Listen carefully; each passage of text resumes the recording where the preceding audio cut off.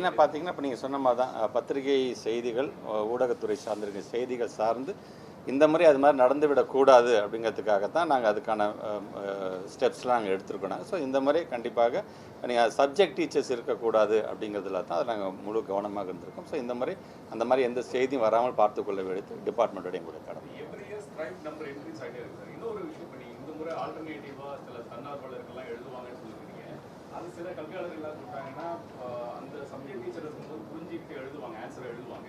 But இவங்க வந்து கரெக்டாக பையன் சொன்னாலும் எழுதுவாங்களாங்கிற ஒரு டவுட்டு கிளப்புறாங்க. அது எப்படி கரெக்டாக இல்லை, அதான் இப்போ நீங்கள் சொல்கிறதே தான் கான்ட்ராக்ட் ஆகுது பாருங்கள். நீங்கள் சொல்கிறது லாஸ்ட் இயர் நீங்கள் சொன்ன கருத்துக்கின் அடிப்படையில் அந்த மாதிரி தவறு வந்துடக்கூடாது, செய்தி வந்துடக்கூடாதுங்கிறதுக்காக தான் இல்லம் தேடி கல்வி சார்ந்திருக்கின்ற தன்னார்வர்களாக இருந்தாலும் சரி, டயட்டில் இருக்கக்கூடிய நம்ம டீச்சர்ஸாக இருந்தாலும் சரி, பிஎட் டீச்சர்ஸ். ஸோ இந்த மாதிரி அதில் ரொம்ப கவனமாக இருக்கிறோம். நீங்கள் சொன்ன மாதிரி அது சார்ந்து யாரும் தவறாக ஏன்னா சார் டீச்சரை வச்சு நீங்கள் கிட்டத்தட்ட இப்படி எழுதி வச்சுட்டிங்களே அப்படிங்கிற மாதிரி இருந்துடக்கூடாதுங்கிறது நாங்கள் ரொம்ப இதாக இருக்கும். அதே மாதிரி இந்த ஸ்கிரைப்ஸை பொறுத்தவரைக்கும் ரிவிஷன்லேருந்தே அவங்களை வந்து நாங்கள் வந்து ஈடுபடுத்துகிறோம். நாங்கள் இந்த ரிவிஷன் எக்ஸாம் அதுக்கு ரிவிஷன் எக்ஸாமில் உட்காந்து அதே ஸ்கிரைபு போர்டு எக்ஸாமுக்கு வரமாட்டாங்க. அதுக்கு தகுந்தப்போ அதை மாற்றி தான் போகணும். பட் அவங்க அந்த ட்ரைனிங் வந்து நாங்கள் அந்த ரிவிஷன் எக்ஸாமில் கொடுக்குறனால ஸோ இந்த முறை அது அந்த மாதிரியான சந்தேகப்பட வேண்டிய அவசியம் இல்லை என்பதை என்னுடைய நிறைய ரிஃபார்ம்ஸ்லாம் இந்த இயர் இம்ப்ளிமெண்ட் பண்ணுறாங்க சார்.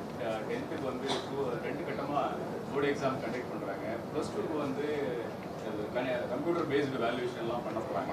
ஸோ நாம அதை ஒரு ரிஃபார்ம்ஸ்லாம் கொண்டு வர போகிறோமா, ஏதாவது பிளான் இருக்கா? இல்லை, நம்மளோட சிஸ்டத்தை இவ்வளோ நாள் நம்ம என்ன நம்ம வந்து ஃபாலோ பண்ணுறோமோ அது. ஏன்னா ஒவ்வொரு முறையும் நீங்கள் பத்திரிகைத்துறை நண்பர்கள் கேட்குறது ஒன்றே ஒன்றா சார், இந்த கொஸ்டின் பேட்டர்ன் எது மாற்றுறீங்களா சார், இந்த இடத்துல புதுசாக இருக்கான்னு கேட்குறீங்க. அது மாற்றுறது இல்லை, நம்மளோட சிஸ்டம் என்னவோ அதே தான். பிகாஸ் எக்ஸாம் நேரத்தில் நம்ம பசங்களுக்கு வந்து எந்த ஒரு கன்ஃபியூஷன் நம்ம கொடுத்துடக்கூடாது. இப்போ ரிவிஷன் எக்ஸாம் வரைக்கும் அந்த பசங்க எப்படி போயிருக்காங்க, ரிவிஷன் எக்ஸாம்ஸ் நத்திங் பட் அவன் பொது தேர்வுக்கு போகும்போது பயம் இல்லாமல் அவன் வந்து அதை ஃபேஸ் பண்ண வேண்டும் அப்படிங்கிறதுக்காக தான் அந்த பேட்டர்ன் தான் கொண்டு போகிறோம். ஸோ அந்த மாதிரி எந்த ஒரு சேஞ்சஸ் நம்ம இருக்குது.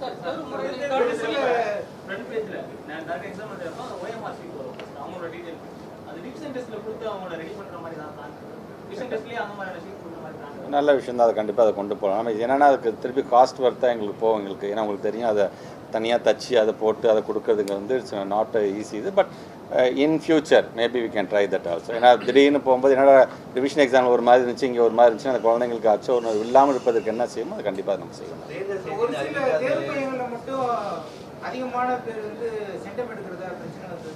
லாஸ்ட் இயர் தானே சொன்னீங்க. ஆமாம் ஆமாம்.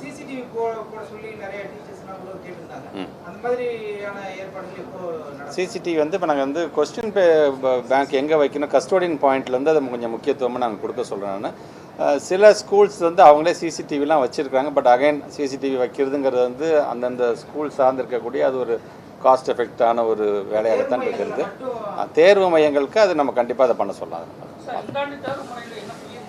புதிய மாற்றங்கள் லாக் புக் எப்போதுமே பார்த்துருப்போம். நம்ம படிக்கும்போது பார்த்தோன்னா ரொம்ப சின்ன புக்காக இருக்கும், கண்ணுக்கே அந்த எழுத்து தெரியாமல் நம்பர்ஸ் 0 and 8 கூட ப்ராப்பராக நமக்கு தெரியாத மாதிரி இருக்கும். ஸோ இந்த தடவை அது கொஞ்சம் A4 லெவலில் நம்ம கொடுக்கணும்னு நம்ம ஆசைப்பட்டோம். ஸோ புதுதாக அந்த புத்தகத்தை வந்து நம்ம வந்து கொடுத்துருக்கோம். கேல்குலேட்டர் நம்ம கொடுத்துருக்கோம். நம்ம ப்ரோக்ராமிங் இல்லாமல் அது நார்மல் கேல்குலேட்டராக இருக்க வேண்டும் அப்படிங்கிறதையும் நாங்கள் சொல்லியிருந்தாங்க. ஸோ அவங்க எடுத்துகிட்டு வரோம். நம்ம எந்த இதுக்கு இல்லை, நாங்கள் இங்கே ஸ்டேட் லெவல் எலெக்ஷன் கமிஷன் மூலமாக நாங்கள் வந்து டிஸ்கஸ் பண்ணிட்டு தான் இதை நாங்கள் அறிவிச்சிருக்கோம். ஸோ April 6th வரைக்கும் நாங்கள் எங்களுடைய ஸ்கூல்ஸ் வந்து அது எங்களுக்கு தான் இருக்கும். அது மேபி ஆஃப்டர் 2nd week போல் எலெக்ஷன் ஆகும். நல்லாயிருக்கும். ஏன்னா இப்போ ஒவ்வொரு முறையும் நாங்கள் வந்து எங்களுடைய டீச்சர்ஸ் வந்து நாங்கள் பேசுறது மட்டும் இல்லை, எங்களோட சிஓஸே பார்த்தீங்கன்னா அந்த ஓனர்ஷிப் எடுக்கிறாங்க. சார் இந்த முறை எங்களுடைய டிஸ்ட்ரிக்ட் பாருங்கள் சார் எப்படி நாங்கள் கொண்டு வரப்போம். ஸோ ஆல் தீஸ் இயர்ஸ் நீங்கள் பார்த்துருப்பீங்க, ஏதோ ஒரு பாயிண்ட் லெவல்னாச்சும் நாங்கள் வந்து ஒரு க்ரோத் நம்ம கொடுத்துட்டே இருக்கோம். நம்ம அதில் கண்டிப்பாக இந்த முறையும் ஏன்னா ஒரு சப்ஜெக்ட் 2 சப்ஜெக்ட் போனால் கூட அந்த ஒட்டுமொத்த ஸ்கூலோடைய ரிசல்ட்டே பாதிக்குது. அந்த ஒரு சப்ஜெக்ட் 2 சப்ஜெக்ட் எந்த சப்ஜெக்ட் போயிருக்குன்னு அதை பார்த்துட்டு நாட் ஓன்லி ஸ்டூடெண்ட்ஸை மோட்டிவேட் பண்ணால் பார்த்து அது சார்ந்திருக்க டீச்சர்ஸை கொஞ்சம் மோட்டிவேட் பண்ணுங்கள்.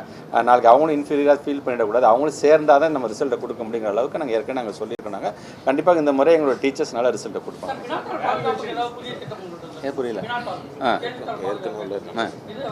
ஏற்கனவே நம்ம பாதுகாப்பு கொஸ்டின் பேப்பர் சொல்லுங்க. இல்லை அதே பேட்டர்ன் ஆமாம். இல்லை இந்த முறை இல்லை ரெண்டு முறை இப்போ சங்கர் இப்போ நீங்கள் சொன்ன மாதிரி இதில் நாங்கள் அதிகம் நாங்கள் வந்து கவனம் செலுத்துகிறோம். அது நீங்கள் லாஸ்ட் டைம் கேட்டால் நான் மறக்காமல் இன்றைக்கி நான் சொல்லியிருக்கேன். நான் ஒவ்வொரு எக்ஸாமுக்கும் ஆப்சன்டீஸ் எவ்வளோன்னு சொல்ல வேண்டும், மால் ப்ராக்டிஸ் எவ்வளோன்னு சொல்லியிருக்கோம். எவ்ரிடே அந்த எக்ஸாம் முடிய அந்த ரிசல்ட் உங்களுக்கு தேங்க்யூ.